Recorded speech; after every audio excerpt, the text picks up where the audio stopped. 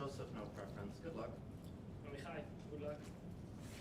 Great, we'll go around the room. If teams want to give speaking orders, preferred pronouns, and I assume because there's a camera that this is being streamed, so also they consent to streaming, opening government. And do you consent to stream? Yes. OO? First, if I was speaking second, we do not consent to being streamed. Радио са брат they will consent. Хочеш? Yeah, we consent. No worries. Do you both consent? Yeah. Anti-corruption. Okay, CG? Veli da proši. Alec. No, we consent. I'm going to like keep for my speech. Okay, Coming more. Lucia first, no preference, I consent. Lucia, I consent. great. Speeches are 7 minutes in length, first half protected. Would someone on the panel be able to clap or make a noise somehow? Great, there are no other standing orders that you wouldn't already know, having done upwards of 9 rounds of this competition. Motion before the House, this House believes the EU should create a specialized court responsible for investigating and prosecuting political corruption across member states. Minister, the floor is yours.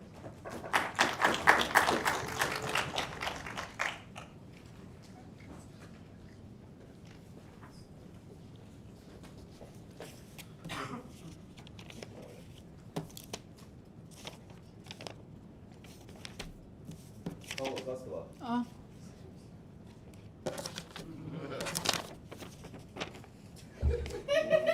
I think this is symbolic. You have an EU flag. The EU flag is like that. Neće stati, Robo, pusti. No, don't do that. Oh, okay. Pusti, gotovo. Pričamo o korupciji, bolje da nije hrvatska zastava. I know. Ok, mogu?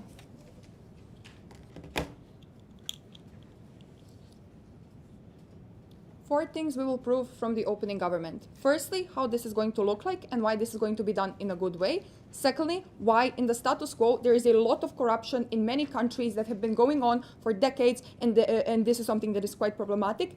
Thirdly, why this is unique and best way to deter corruption. And lastly, we are going to be talking to you about generally what are the impacts of this debate and why corruption is something that is bad. Firstly, how do we believe this is going to look like on our side of the house? So like we believe that this court is going to look like any kind of international court, similar like court of EU already looks like, but this is going to be independent court that is just going to be, you know, dealing with the corruption and all these sorts of things. So these are probably going to be people who are going to work for these courts. These judges, these judiciary are going to be set of technocrats who are going to be chosen by the EU bodies. So we believe that there's also going to be a certain type of, how you say, like criteria when it comes to this that we usually have for the international courts, such as, you know, adequate representation. So like we cannot have 10 German judges and all these sorts of things. So there is going to be adequate representation of them, and they're going to be chosen based on merit. So these are people who have, you know, been practicing, how you say, judiciary for years and all these sorts of things. Why do we believe that this is going to be done in a good way? Firstly, there is incentive of vast majority of EU countries, and especially of bodies of EU countries, to deter corruption in smaller countries, Eastern Europe specifically. The reason for this is because they want to have, you know, economic growth across the borders and across the union, and they want to be able to attract more investment and to attract more projects, which is something that can be problematic in the moments when you have, how you say, a lot of corruption happening. I'll be talking more about that later. So what are then the incentives, and why is this going to be done in a good way? So like the first incentive is to be able to efficiently deter corruption. Secondly, we believe that they not want to cause political instability, and they do not want to cause any kind of backlash and Euroscepticism and all these sorts of things. So we believe that this is going to be, so they are going to probably, you know, how you say, like they're going to be exerting biggest corrupt people, I don't know, like Bojko Borisov or like someone from HDZ and all these sorts of things that are going to be taking, you know, those people first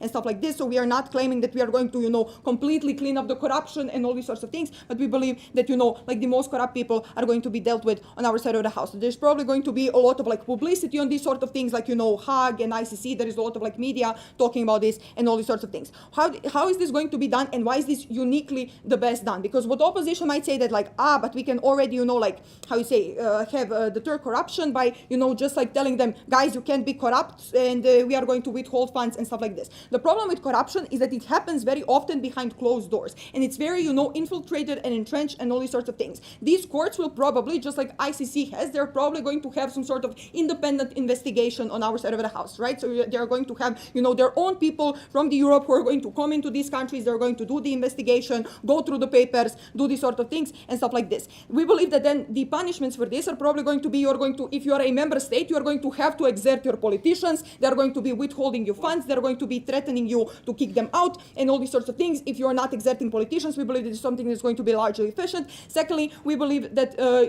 you're going to then go to jail, or if you will have to pay massive legal fees and all these sorts of things. Okay. So this is why this is going to be done in a good way. Secondly, I want to talk more about why do we believe that there is a lot of corruption today, and it is very entrenched, and it is impossible to solve it without this on our side of the house. So firstly, I think the countries that we are talking about are Eastern European countries. So this like Bulgaria, Serbia, Croatia, and all these sorts of things that have a lot of countries. Why is, corruption so prevalent in these sorts of countries and stuff like this? I will take you around 5, not now. So firstly, because of the socialist hangover. So these parties were either very associated with previous regimes and they have, established some kind of like political dominance, or they have, or they have been like liberation party that's like liberated us from communism, Franjo Tudjman, and this is how, they're getting their votes and all these sorts of things. Because they have been in power for so long, and because they have landed into the power when the state was very vulnerable and volatile after the collapse of the previous regime, they were able to stack all bureaucratic layers of the state with corruption and their cronies and all these sorts of things. But also next, we believe that there is a large amount of voter apathy, because that these parties are so powerful, even though there are viable opposition alternatives, you believe that these parties are so powerful and corruption is so entrenched that this is something that you're losing incentive to vote, and you're losing, your intent to vote and stuff like this. So what do we believe, and why do we believe, and other reasons why this is something that is so entrenched, and why we believe that this is something that can be changed. On their side of the house, you cannot trial them in their domestic courts for corruption, because they're often stuck in judiciary. So they have their own cronies, they have their own people in the judiciary who are never going to, prosecute them and all these sorts of things. We uniquely change that on our side of the house. So they have like zero options to, trial them and stuff like this. But secondly, there is also a problem that you can bribe the judge and all these sorts of things, even if they even if they're not sucking judiciary and stuff like this. And then they're going to say, but there is like backlash against European Union because like Poland has been stuck in judiciary and stuff like this. They still do this. Majority of the Supreme Constitutional Court in Croatia is HDZ and all these sorts of things. Secondly, investigation is also a problem, because police is also full with their cronies and all these sorts of things. On our side of the house, you are getting independent investigation. So even if they do have, courts, we believe that, police is not going to, find the papers and all these sorts of things and stuff like this. Before I explain why do we avoid power vacuum and why is this incredibly important, Pushnik. So, if we take the example of other European courts, can OG tell us what the expected backlog of that court is and why it will be less than 10 years? Yes, okay. So how is this changing on our side of the house?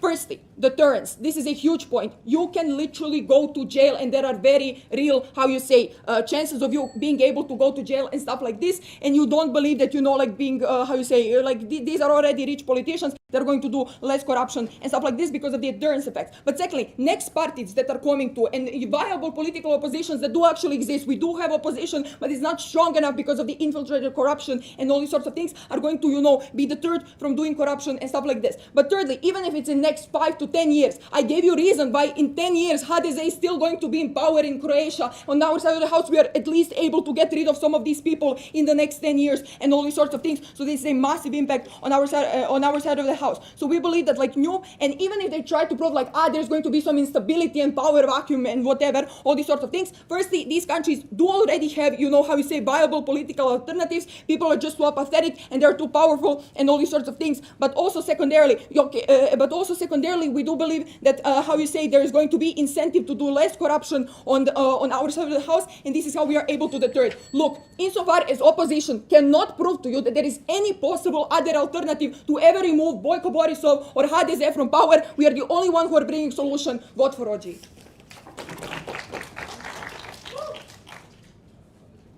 Great, leader of opposition, the floor is yours.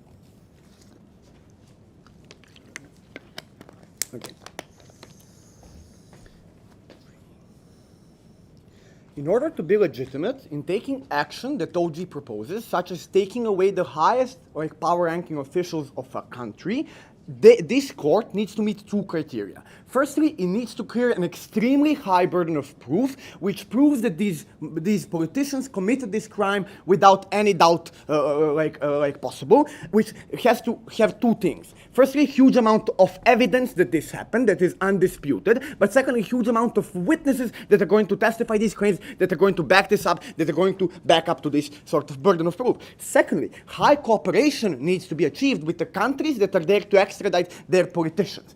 If they are going to impose this EU court, they can't impose it as long as these politicians are in power, because they have the power of the party that is going to back them out. They have the power of the secret service and the military and the police that has to firstly take care of the country's interests and then the interest of the fucking EU, because the country's interest is above everything. If EU wants to mine lithium in Serbia, even though it's good for the EU, Serbia won't let it because it doesn't meet the criteria of Serbia's interest. Even though Serbia is not in the EU, you get the principle that I'm talking about. But notice, they never prove why it's high likelihood that these politicians will be prosecuted, especially in the framing that we provide to you. But notice, what the countries we're talking about here, and they concede this are Poland, Bulgaria, Hungary. Notice, these leaders are the most powerful leaders in the EU currently. Three reasons why this is true. Firstly, they control the media. They control basically every facet of people's day-to-day lives in terms of social media. They have an extremely high amount of botting that is happening on Twitter, stuff like that. Secondly, they have weak opposition because opposition has some ideological squirrels that they can't overcome. But even if they overcome this, they are still able to, with propaganda, with attacking of the opposition, with corruptive actions to limit their power, to take them out and to not allow them to be so strong. But thirdly, they have a huge history of remaining in power. Look at Orban, look at Boyko Borisov, look at Eastern Europe as a whole. They have a huge tradition of staying in power and being able to go through crises that happen.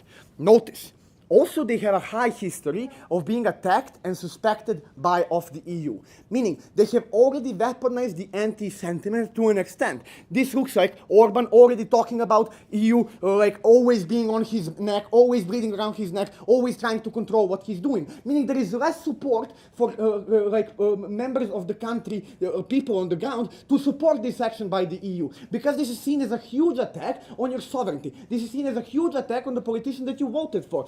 And as long as they have power, they cannot impose this. If they are going to claim that they are just going to open up this court in order to be the deterrent method, notice, this is more likely to create even worse behavior. Why is this true? Because if this comes to fruition, the politicians that know that they have fucked up in the past, that know they are going to stand for corruptive charges, are likely to do two things.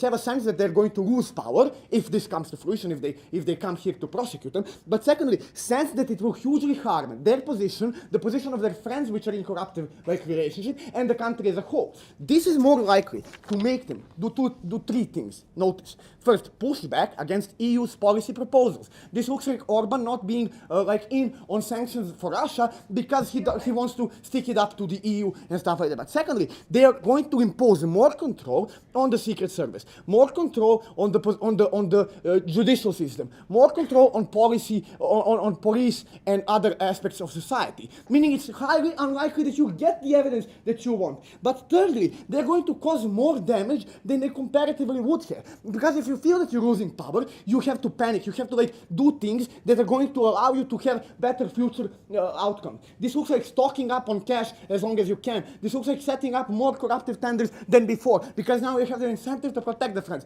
Now you have the incentive to protect people that are going to be witnesses in the trial, meaning more bribery, more corruptive actions, more stuff like that. Notice. No, thank you. If they don't prosecute, it's fucking even worse. Why? Because then these politicians can say, look, the entire EU attacked me, and they couldn't find a thing to prosecute me on. This is going to secure their position for a longer period of time. We would posit that it's much better to allow for these politicians to lose power in a natural way, to lose power when people get sick of them, and then to weaponize the opposition, weaponize the change of political, governmental regime, and then prosecute them internally. Because when you prosecute them internally, you have people that have been with them, but that now are willing to switch sides. Notice how this looks like. When you have people that have been with Boyko Borisov in the party, they know a lot of dirty laundry. But when their party is changed, then these members that know a lot of want to be with opposition. They want to stay in power. They want to have money. They want to have like leverage inside of society, meaning they're likely to use this leverage to prosecute Boyko Borisov internally in Bulgaria. This is not likely to happen when you are imposing this court. No, thank you. Notice also why EU currently has a lot of power to deal with corruptive actions inside of these countries. Firstly, they have interlinked trade like never before. Notice Eurozone is getting stronger. There are more infrastructure projects being made. There are more production boosts inside of these developing countries. Look at Bulgaria. They're getting extreme amounts of funding to develop their economy. This is due to the fact that the EU has to export a lot. EU has to import a lot, meaning they're getting more interlinked than before, meaning it's much damaging for these countries to get sanctions imposed by the EU. Before that, closing? Yeah, you yourself give a lot of reasons why these people are likely to stay in power long term. So how is your alternative job position kicking absent of that? Yeah. Opposition kicks in when people get sick of this. When people get sick of a lot of small instances of corruption that are hard to be prosecuted on an extremely high level, such as the EU court, but easy to get people motivated to fuck them up. This looks like first, sorry for bad structure, but the characterization of how corruption looks like in these countries. Firstly, politicians setting up public offerings that are going to charge more and pocket the extra money that they can have. This looks like stealing maybe $30 million for a $300 million project. But secondly, it's funding politicians to pass certain projects that allow certain regulations to be met. This is due to the fact that they want to monopolize the market to stay in power for longer periods of time. But notice, everybody fucking knows this. Everybody knows this in Bulgaria, everybody knows this in Poland, everybody knows this in Hungary. Meaning, it's just a matter of time when these economic interests of people get screwed over with corruptive actions by the politicians. That's the point when opposition takes over. That's the point where this happens. Notice, this House believes that motion, meaning they have to stand that this is going to be kind of effective and take actions rather sooner than later. We provide you with structural reasons why this is bad. Proud to standing open in opposition. Great, PPM, the floor is yours.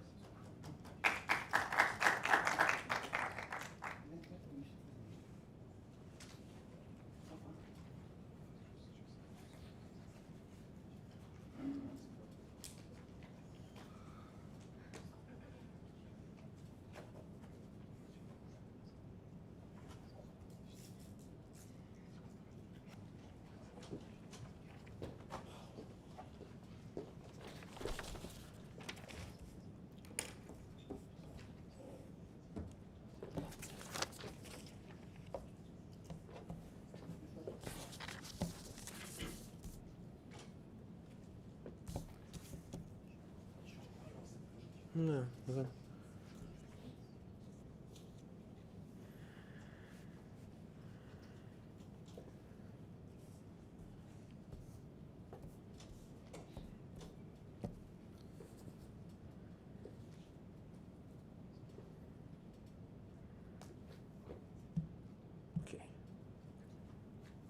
Notice panel, their case works and only works if you actually catch some people and if other people happen to be deterrent. We proved to you why just by making this thing, you push away a lot of political leaders against EU, you push some of them away from EU, and I will push that further, but also why you lose the capacity to use your own anti-corruption courts for other anti-corruption scandals that you maybe have incentive to do in your own country, but also how when you catch this person and this opposition conglomerate comes, it can end up like Bulgaria, where you have 5 elections in 2 years, and there is no way to form a good government because, as they already proved, this opposition is ideologically different, weak, does not have control of the media, people do not trust it because they do not vote for it. Notice, Robbie, you are so rude to the Balkans. You say we hate these people so much, but we cannot get up from our asses to vote them out. No, because that is not true. That is a ridiculous incentive analysis. The truth is, what Lucky says, they completely control the media. Many people in the Balkans are poor. They do not have the habit of watching independent media, any other united media, Western media that they think is propagated against them. When you go to Facebook, they pay for more ads. They have Twitter bot scandals in insane numbers, meaning that people actually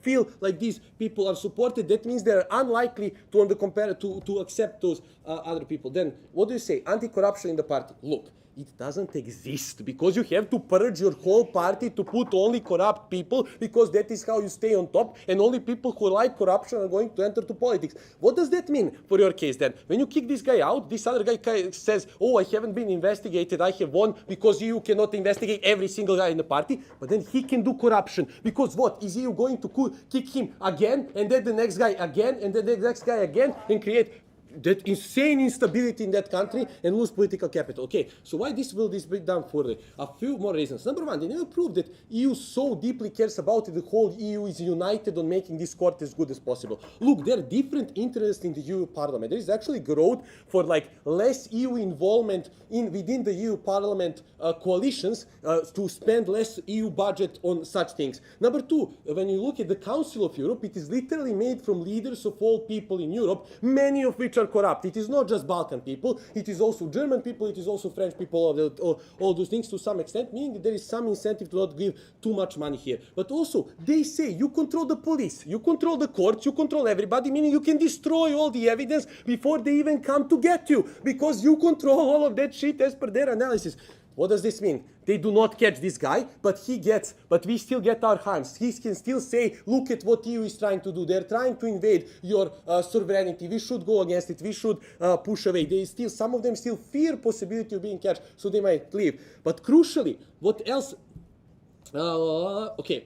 they can do is they can try and destroy their own local anti-corruption. Look, what they say is, guys, EU says our local anti-corruption is not good. That is why they have to investigate us. Other people within that country feel like their local anti-corruption like courts are not good enough because they literally, why would EU have to investigate the most important crimes if the anti-corruption can do it? The leader has an excuse why he is doing so he can cut funding. Notice here important difference then. They still have incentive to catch some small corruption on some level in their country. Why? Because number one, it's free political points for them. They say, look, I'm not as corrupt because I found this little guy who is corrupt. I'm obviously anti-corruption. But second, they can say, oh, to the EU, look, I have caught some anti-corruption shit. What is the comparative then? The small-scale corruption just doesn't get investigated or gets investigated much less because there is no funding within the country. As you explicitly say, your court will not do that anti-corruption. But since these guys control the media, they can spin the narrative and you can say, okay, they can say, fuck off, we do not need this small court because EU says they're better than us. But look at this. Why some of them do attempt to leave?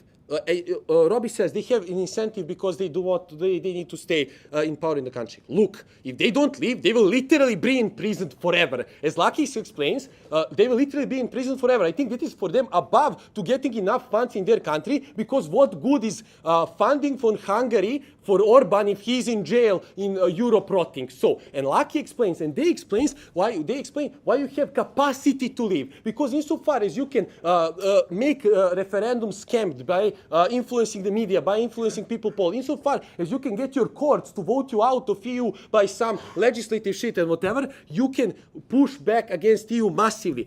Notice, this is not, we think, firstly, number one, terrible for people of this country, because even if they are in EU and corrupt, EU gives them other benefits apart from just funds they give them. They give them push for maybe more human rights that they have sometimes kept on proceed. They give them push for some local anti-corruption and shit. They give them some investments that are somewhat well spent. Once they leave the EU, even if one of them leaves the EU, this is for the entire country huge harm, because they're now completely in the hands of dictator with no back power. But secondly, this is terrible for other EU countries, because EU is perceived as less stable. EU is perceived as having huge corruption, is being completely incapable with fighting corruption for 30 years, because that is how they have to oust these people.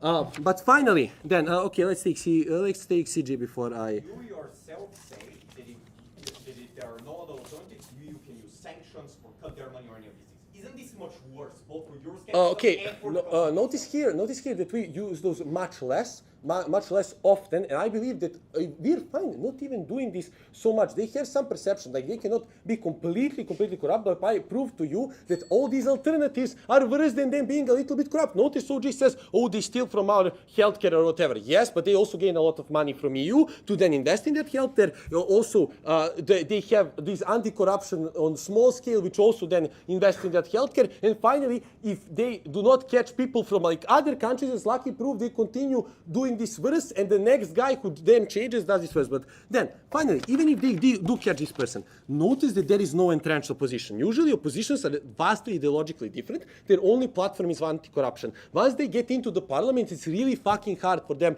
to form coalitions because they're often opposed a lot of different sides of the spectrum. But also there are still a lot of people voting by habit, voting to the party that was for the previous president, that was so big, that was this. Meaning that party is often also hard to come back into a coalition with opposition that has been attacking them for so long and all of these things. What does this mean? That for many of these countries, this means at least a certain period of big instability because they're often changing governments, they cannot pass policies together. Notice how terrible this is. You cannot pass a policy that actually increases investment in some of these places that opening government wants to invest. Notice that you are perceived as much less stable and get much less other investments from other actors that are not EU. We think whatever they do, catch him, don't catch him, attempt, fail, it's always bad. You have to vote all. Thank you very much.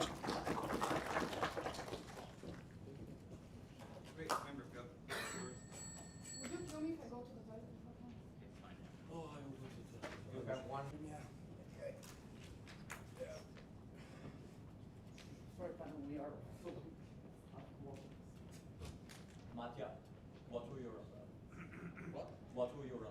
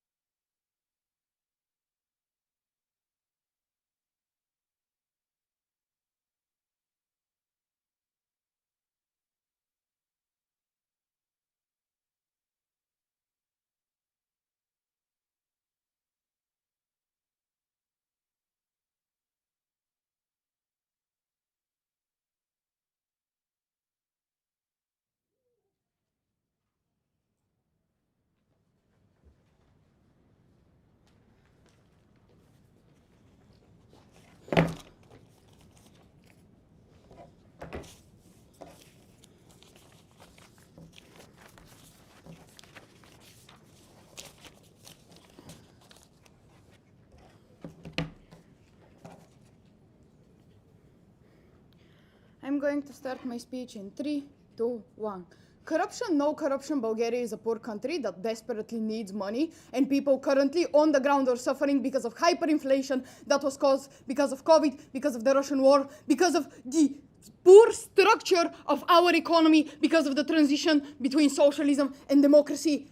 Corruption isn't our biggest issue of people to find jobs in the rural areas because we are dying and we have no capability to actually work on the land and all of those things. What I'm going to prove from CUG is that the establishment of the specialized course will increase the investment within the Balkan region that currently is declining, which is a fact. Currently, the EU and Germany and France are declining the funding towards Bulgaria, towards Croatia, towards Poland, and all of those countries. Why is this the case? I think that a lot of them know the corruption exists and are very aware of this. This is because, if a bunch of university students such as us can pick out this corruption, then probably the EU knows it as well. But, the structural reasons here are very simple. There are a lot of sanctions that have imposed on a lot of the politicians within those countries, such as the Magnitsky sanctions coming from the US. Those are representatives currently in Bulgarian parliament. Those are like people such as our lead prosecutor was called out in the US Congress for being corrupt. This is a massive scandal that has happened within those countries, and this scandal has translated to Europe as well. I think that secondly, they can now see the lack of return of investment that they have invested within projects for the past 20 years. Why only now? Because firstly, it took time for the projects to be executed themselves, for those highways to be built, for them to actually gather all the people going through them and all of those things. But it also takes time for you to see the effect. It takes time for you to actually see how many more truck drivers go to this specific highway and how much more money you're earning out of this. And know that when they allocated those projects, they calculated how much money is going to come back. They had a lot of experts, a lot of economy professor and all of those things that compare between countries and choose countries such as Bulgaria because it was comparatively more beneficial. But they now see that this money is not coming, right? Only now they can see that corruption has happened. And what do they do for it? I think they're pressured by the population to pull out of investments, such as in January. They really hate, and specifically the scandals that they have happened, they really hate that their own taxpayer money goes to corrupt countries and not to the specific place they want. Also, the politicians themselves, when they see no change, and this is their next term is dependent upon whether there is going to be change in Bulgaria, they would much rather pull out the investment out of Bulgaria and allocate it to Latvia or Litva, which are comparatively less corrupt countries, or the EU Commission in and of itself. They want to protect the EU values. They know that the happens here, and they just want to allocate it to other countries, but they see a comparative gain if they invest it in other countries that are less corrupt.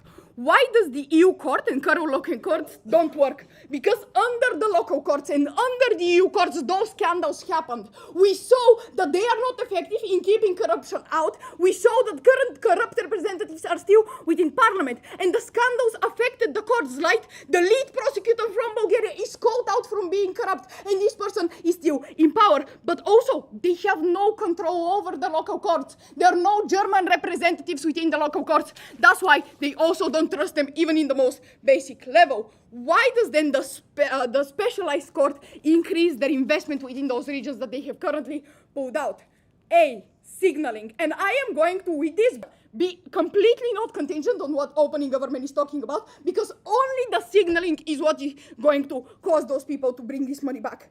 One, this court is portrayed as a court that only focuses on this. The EU court might be busy with all of other cases that they have, such as some kind of minority cases, prosecution of war criminals, all of those things, but also they aren't capable because they're not specialized. All of their people, prosecutors, are not specialized within corruption, so they don't know how to investigate it, and all of those things. Secondly, the court is portrayed as a court that EU controls. They own the prosecutors. It's their own people that have prevented corruption within their own countries. They have comparatively more trust within them than to trust to some kind of Bulgarian law graduates that might have a good law degree or not. And I think that thirdly, even if only once or twice we are able to prosecute somebody and arrest somebody, this is massive signaling both to the population and the politicians. Why? Because they don't know the extent of corruption. They might know that there is a corrupt representative in Bulgaria parliament, but they don't understand the whole extent of corruption within Bulgaria. But also, it's comparatively more visible because this is going to be a massive thing. The EU media is going to present it. And even in the best case of all, even if the local courts are able to prosecute some people, it's not as visible because the Bulgarian media can be paid off by those individuals, so their image doesn't get slammed and all of those things. But also it's in Bulgarian, it's not in fucking English or whatever. Secondly, on efficiency, even in our worst case, I think, and this is different than OG, they're likely to follow EU money specifically and not prosecute corrupt politicians that are just corrupt within their own countries. Why? Because it's the easiest. You have certain contracts with the exact location where the money has to go through, the updates that they're having to give you, and you have the exact numbers, even the numbers of the fucking paper money. This means that it's easiest for you to track if corruption happens there. But also, secondly, this is what the EU cares about the most because it's their own taxpayer money. Before I continue, I'm going to take opening. Yes, insofar as these leaders start distancing themselves from you, shutting down local courts, and you see people who have voted for these leaders. I'm sorry, this is not proven. This is just not proven. You didn't do it in your case. This brings back then investment within the region because Firstly, the Balkans are still important to like the EU. We have the Black and White Sea, which is the connection, the water connection between us and the Middle East. We have the only land route to Asia when specifically Russia is cut off because of the war. We are still important. But on the calculus on the opposition side, we are important, but we have no like bring back of investment. So it doesn't matter whether they invest money in the region. But on our side of the house, we are important and we have some type of bring back of investment. That's why they would still want to do it. Why is this then important? Because we don't care whether this goes to some corruption or not, because it's going to trickle down to the people anyways. The same goes, like they still need to employ a company and pay it to build some type of road. They need still to spend the money they have gotten from corruption somehow, so it still goes to the people. And in the Balkans need money. We have the lowest minimum wage. Rural Bulgaria people are literally dying because they have no fucking healthcare. We need this money in order for people to continue living. Very obvious, CG.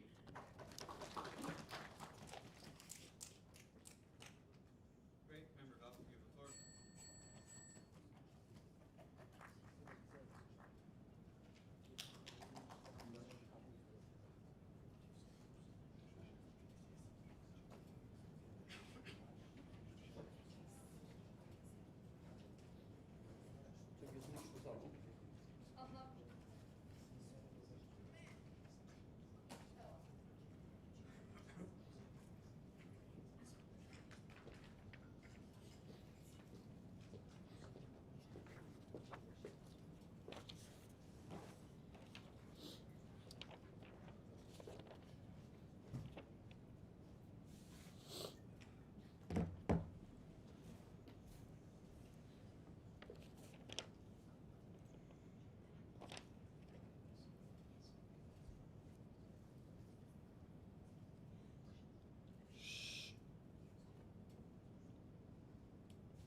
Okay, first let's negate whole prop bench with just something.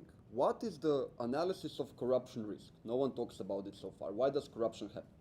Corruption happens when you have a public servant who wields way more power relative to their salary. And this means that if this ratio of how they are paid to how much power they wield, if it stays the same, the incentives to be corrupt are going to stay similarly large. And if you have a European court, which European courts are proven to have incredible backlogs. My POI had zero response from any of the three speakers thus far. If you have proceedings that take 10 years on average, maybe even more, I'm not sure why most people who do corrupt acts would really care, given that, 10 years is a very long time and the efficiency of these courts is not something that they are really famous for. Now let's also talk about CG. I really don't understand their case, might be because I'm a dino, I'm rusty, I'm ESL, whatever. Corruption is when you take money for someone in exchange for some service, some quid pro quo. Now, if they're talking about corruption of like taking private investors' money for something, I'm not sure why private investors don't like that. If I'm a private investor, a corrupt fucking country is the best thing on the planet for me, because any regulation I can just skid by because I give some money and I get it good. This is why Serbia is having all the mining companies who want to go there, because it's a corrupt country and you know that environmental laws can be skidded over there if you bribe someone. So I'm not sure about private investors. No analysis, absolutely no. In WIP it's not enough. Yeah, no analysis, really. But now, if they talk about EU funding only, I think this is where they have stronger claim. EU funding only. If they talk about that first, I'm not sure they're defending the whole burden, because then supposedly this is then they're debating the motion this House would set up a special court for prosecuting corruption regarding cohesion fund and like European public money that gets there. And if this is the case, like, okay, I'm also willing to debate that, because one, funding that the EU gives you is not distributed or based on Commission's political opinions, but literally check the Lisbon fucking treaty is distributed around based on your like the contribution, average contribution, and are you a net, and then it calculates are you a net receiver or a net impayer. So I'm not sure how this changes, that's one. Two, if they want to claim vision, okay, that's best argument. The EU has a year ago put into action the special prosecutors that prosecute alleged corruption with the use of European funding and European project. They did that because the post-COVID funding that the EU gives out to all countries is pretty massive and the corruption risk is so massive. If they claim that so far the perception is that all European efforts to curb this have stopped, I don't know the delta, because if the special prosecutors that there was all song and dance about it have failed, and the whole public knows that they have failed, they have no analysis why this court is now suddenly going to work, because I think it's going to be yet another failed project. Now, first extension. Corruption is not just Balkans. I'm sorry. And please, even if panel, if you don't believe me, I don't care, but the rest of the teams, come on. What are you letting yourself believe the propaganda? Why isn't it just Europe? So why is it everywhere in Europe? Look, they did not have communism. You have old political elites. This is true for France, for Germany, for Italy. You have parties that have existed for 100 years, changing power every 10 years. They have this gentleman's agreement. It's okay for them to lose power as opposed to Balkans. They don't care. They're not so active calling each other out for corruption because they understand that in the long run, all the pluses and the minuses go together and they all benefit from this. And furthermore, the processes of corruption are established there. Straight from the Austro-Hungarian Empire, straight from all the German Reich, straight for whatever French Republic, the wealth transfers there work in a way where no one is talking about them. Do you want examples of this so that you don't take me for granted? One, European members of parliament literally took bribes from Qatari officials. That's one. Two, Ursula von der Leyen, the fucking president of the European Commission, is outed out of German politics because of corruption scandals. Don't tell me that corruption doesn't happen elsewhere. So why is then this really bad, this court? They talk about Balkan on government bench a lot, and we agree this court is going to be focusing mostly on Balkan. We all agree about that. This is bad for several reasons. One, it's whitewashing for whole Europe. And the fact that they believe it, look, they believe it. This proves to you how problematic this is. No one thinks about corruption elsewhere in Europe, and this enables the corruption goes on there even further, that they misuse European public funds even further. And by the analysis of closing government, if now Germany is going to keep giving more money to Germany, the fact that German corruption is going to be hidden away because of what I just described to you, this is going to be, a really bad thing. But furthermore, the problem is also that, right now, maybe French citizens care about their corruption because it's internal affairs. Now they're going to get the aura of legitimacy. The High Court is prosecuting the Balkans. They are the ones who are corrupt. But let's go to second impact. Look, this is going to make it quite problematic, the court, because the court itself can be fucking corrupt. One, international interests. OG talks about special, that it's gonna be representative. Okay, what if Slovene and Croatian representatives there really wanna fuck over Hungary because of some reason? They never tell you why this doesn't happen. I tell you it can happen because probably they're not gonna be paid as well as they have the power. But furthermore, there's also much less transparency. Before I continue opening. Elections between two big corrupt parties are very close. Leaving the EU would be very unpopular, which means either they lose the elections or their own. Thank you.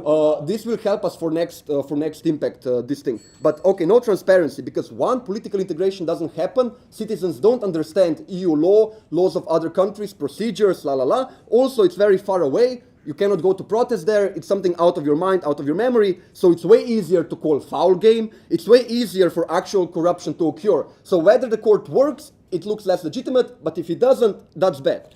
But now to go to the other thing. Look, OO have really good case. Actually, I really think good guys, good job. But what they don't talk about is how even in the status quo where it's hard to persecute the big guys, how it gets even harder on our side. Why? On our side, if you want to persecute the big guys, you have two chances. One, some valiant opposition, or two, some valiant independent media who tries. The chance for them succeeding really low. But because OG tells you, look, the elections are usually close. Usually it's neck and neck. Small things count. If you give the ruling party the initial Kulturkampf ammunition of saying, it's foreign interference because they're trying to fry us in front of the EU, you make it less credible and less likely for any opposition or news media argument against the big powers' corruption. Because of that, closing opposition. Thank you.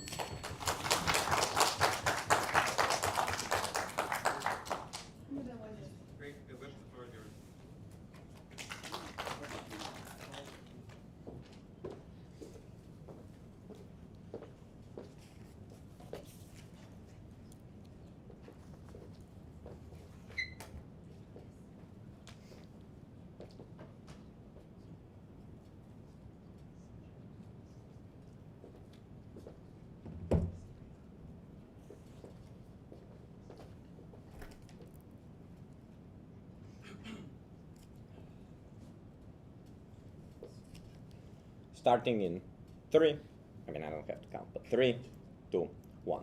Quick closing opposition and then outweighing the top half clash and then some other additional things on opening opposition. What do closing opposition say? First, they say this is very likely to be backlogged, e.g. it will not be a good deterrence of things. Firstly, know that we prove why in these particular cases it will not be backlogged. Why it doesn't take 10 years to gather evidence when it's a case when you're stealing money from European funds and all of this. Because you signed a contract, because you have guarantees and all of this, because you already have mechanisms which kind of search for this type of thing. The problem is that when you find problems in the status quo, there is no way to punish these problems. There is no way to prosecute these people for a number of reasons. And even if there is, you think there isn't. Because you don't have control over this, because you don't see it. Secondly, say it is backlogged.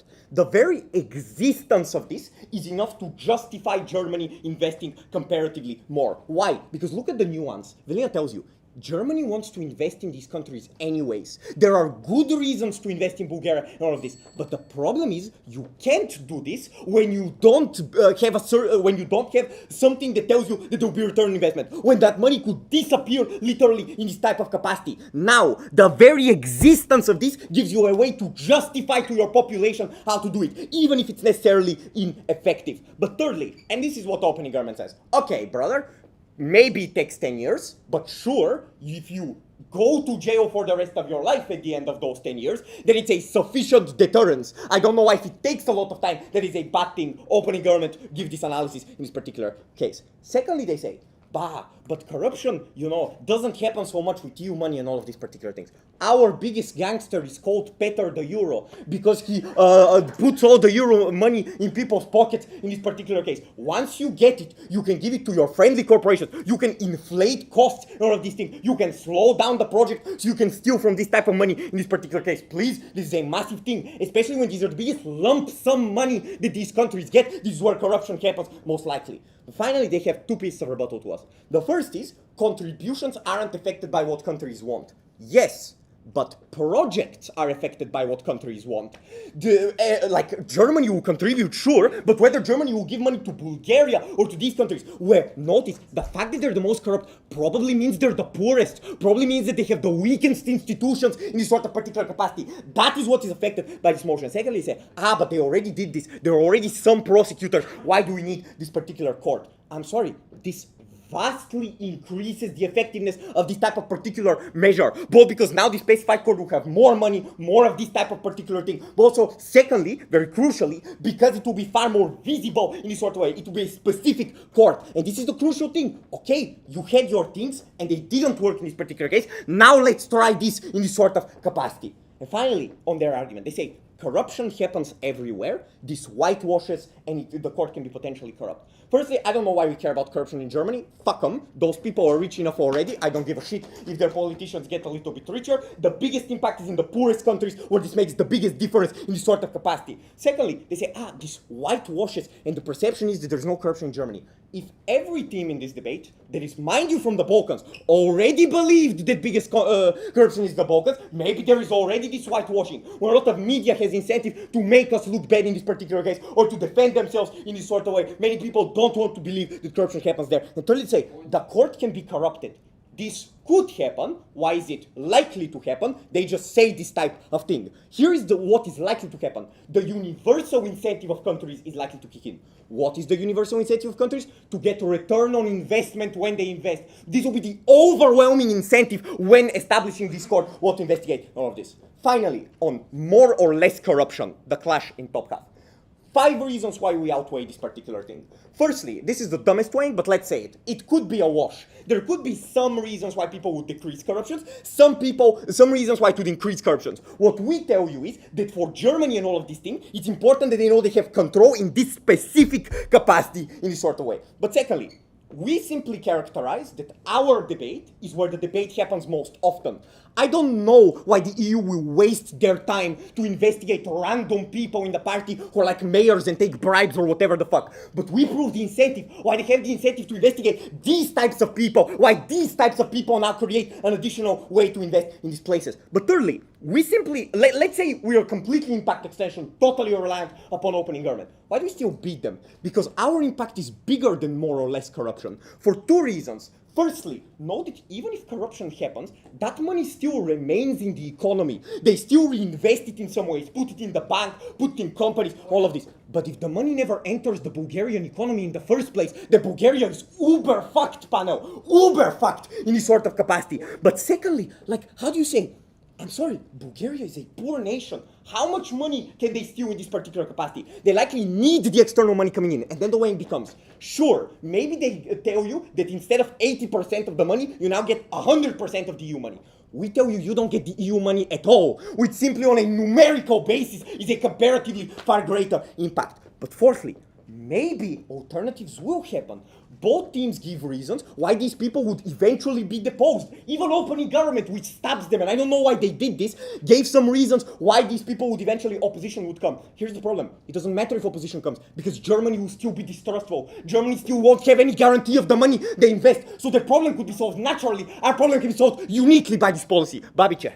Since these leaders do backlash against EU, doesn't that fuck up the incentive of German people to vote in politicians who would then give money to Okay. Let's talk about Euroscepticism quickly, but final weighing, maybe this is diminishing returns. They only affect the corrupt projects and all of these things. We affect all projects because Germany also cuts projects that are not corrupt. Final extra weighing if you are not convinced. Then on Euroscepticism. One, I think we flip this. I think countries become far more Eurosceptic when they don't get money from the EU, when they don't benefit in this type of particular capacity. But secondly, as they themselves say, there are a billion other factors which determine Euroscepticism. If these people really control the media, if these people really have all this power, why can't they portray as if they're prosecuted anyways, as if this happens anyways? They can use a lot of these lies in this type of particular capacity. If they have all this power internally, they can signal to their people internally. Look at what we tell you though. It's important to signal to the people in Germany, not to the people that are already brainwashed, to the people that are already controlled by media or of this type of particular capacity. So at best I'm uncertain why this is a big harm. At worst I think we flip this harm in this capacity and we prove the greatest impact. Vote us.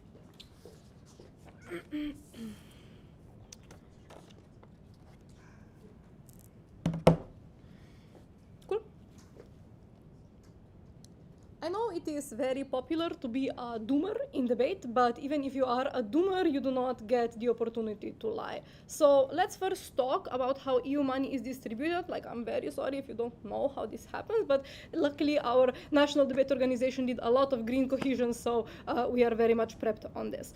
Okay.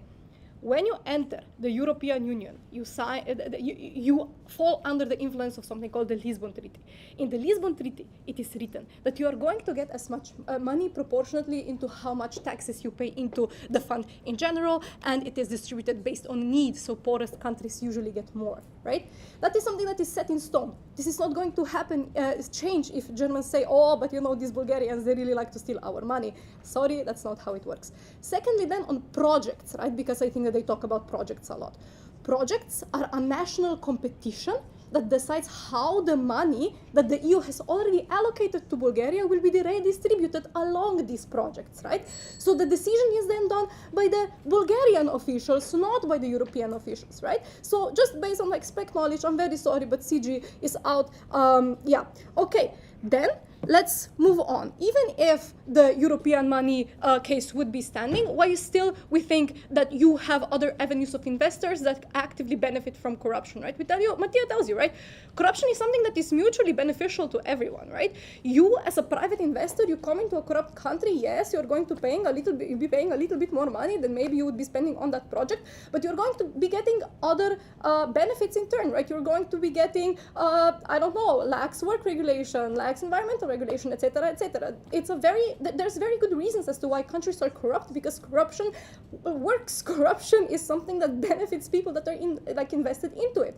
Moreover, we think that just the characterization of what corruption looks like is very strange proposition, right? Because they all talk about, all of this money is gone and all of this money disappears. No, no, no.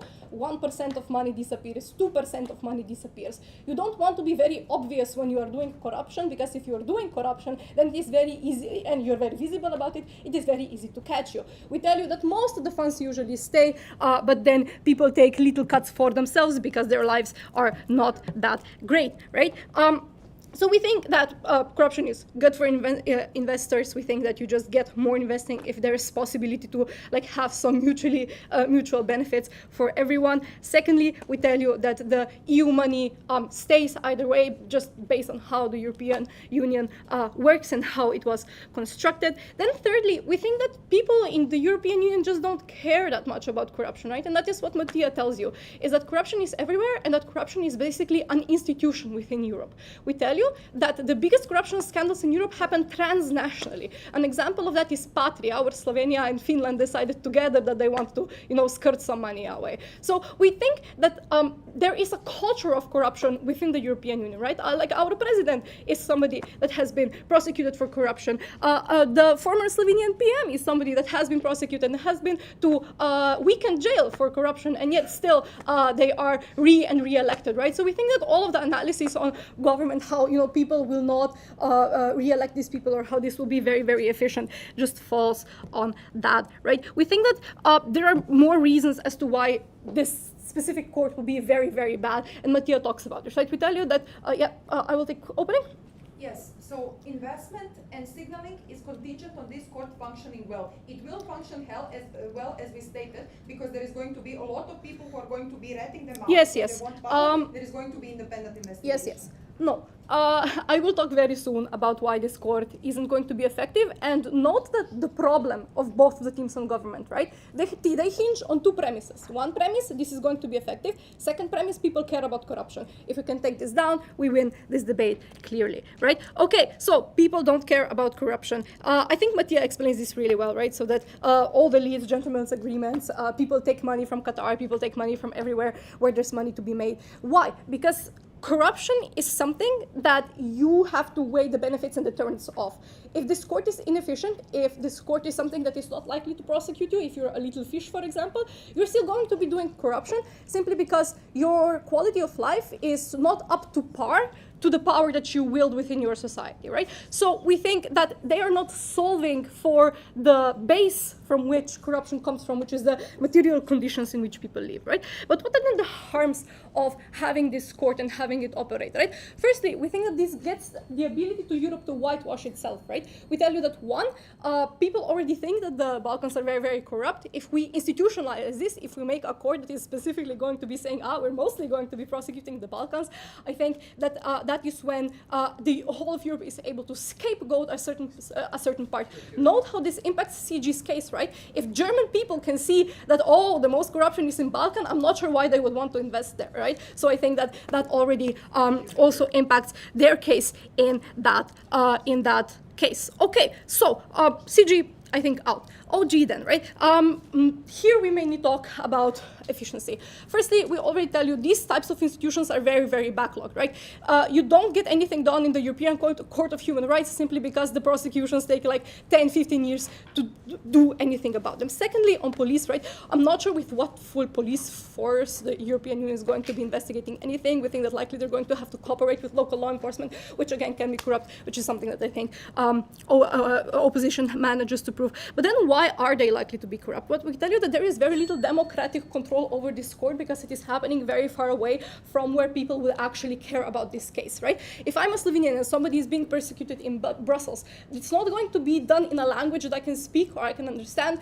I'm not going to be able to participate in any way because I'm not going to be able to go and protest in front of where this is happening. Thirdly, the media that is going to be reporting on it is not necessarily the media that I would necessarily have access to. And then lastly, we think that people just don't care that much about European institutions. Moreover, we think that there are a lot of instances in which corruption can happen simply because you do have like the Visegrad group that has interests, to make sure that each other manages to stay in power. We think that there is like a very big scale of possibility for corruption, right? Lastly, how do we weigh over, right? I think first we tell you that we are able to prosecute bigger scale corruption simply because we don't make our own corruption agency inept, right? We don't stifle opposition by people being able to say, this is foreign influence on us, right? We tell you that we don't stifle journalists by people who are being prosecuted being able to say, this is something that the EU has told you that you have to do, right? We think that that is why, because we managed to fry bigger fish and because we take the process away from the people, we win this debate.